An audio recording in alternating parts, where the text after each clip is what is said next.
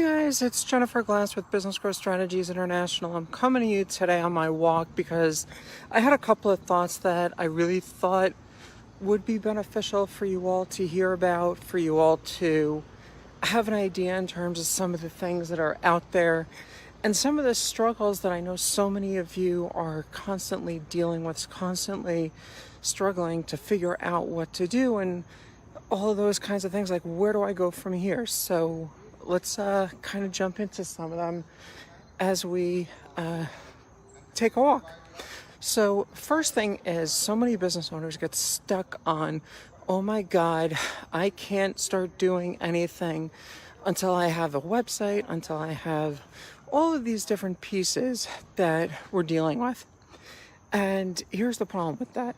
How often is everything going to be absolutely ready for you to get started right away in terms of what you're doing? Pretty good chance it's not going to happen that way, right? There's something called a minimum viable product, your MVP. And that's what you need to be thinking of when you're looking at what it is you're doing in your business. What is it that's going to make that difference in terms of, well, where do I go from here? Right? How do I choose the different pieces that you're looking at? How do I choose the different options that are available for me in terms of my business, in terms of what I'm doing? It's called your minimum viable product. What is it that somebody is going to pay to get from you? And that's what you start selling. A lot of people start thinking, I want to build a course. Building a course is great, but don't start building out the course until you sell a couple of people into the course, a couple of subscribers, a couple of members into your program. Don't start thinking about, well, I have to have a whole blueprint and I have to have a whole program and a whole this and a whole that. You know why? Because at the end of the day, what is that really doing for you? It's not going to end up being something that's going to make sense, because what's going to end up happening is you're going to end up spending so much time creating something, but you don't know if that's what people really want. You don't know if people are going to want to say, yes, I absolutely want what they're selling. So have certainly some idea of what the program is going to be like, but don't say, yeah, I got to come up with 6 modules, and in each of those modules, I have to have 6 classes, and in order to do this, it's going to take me 6 months of programming and coming up with course creation and everything else. Because what's that going to do? It's going to put you in a position that's going to say, well, it's 6 more months of doing stuff. You're not making money. You're not making sales. You're not getting clients. And what's going to happen? You need to have those solutions so that way people are going to say, yeah, I want to actually go ahead and work with you based on the transformation that you're going to give me. Because that's what everyone wants. They want the transformation. They don't care how they're going to get there. Why do people spend money on courses? Why do people go to school? Because it's teaching them something that they don't know to get them somewhere where they need to be, right?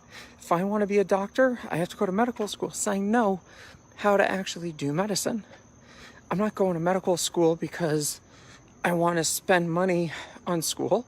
It's because I want to know where I need to go, do what I need to do, where I need to be. So think about it from that perspective, right? What is it that you're doing? What is it that we need to do so that way we're investing our time, our resources, our energies where it makes sense for us to actually invest those resources, and not where it really does not make sense in terms of what we're doing. It's really, really important that you look at it from that perspective. What is it that we're doing, right? The more that you can go out there, the more that you can say, this is my MVP, this is my minimum viable product, right? What is your minimum viable product? It is having the idea of the medical school, as an example, if that's what we're going to be looking at. It is having the 2 pieces of glass on the table that is going to be having the, for the World Series of Poker, right? When the World Series of Poker started, what you had was, you had the table and you had the cards. Nobody had a way to see anything, though, in terms of cards. Nobody had a way to see the players, what kind of hand they had. But what they ended up having, though, was they ended up having a way that you can have the table with two pieces of glass. I can now see your cards. I can see you. And now I can start selling that. World Series of Poker was born. That became a televised program, something that I can work with. That's what's important in terms of where we are, in terms of what we're getting. So what is it that we need to do? We need to think what that minimum viable product is. How can we monetize it? How can we work with it? How can we make it to our benefit? So that way we really know what it is that is going to help us out. I want to thank all of you for coming along with me on my walk this evening as we talked about our minimum viable product. I hope that as you are looking at what it is that you are doing in your business, you're going to see what the minimum viable product for your business is and how you can avoid investing money, time, resources into something that is maybe not the right direction, but something that's going to be best for you in your business. So I look forward to hearing from you soon. Let me know what you guys think. And till next time, it's Jennifer with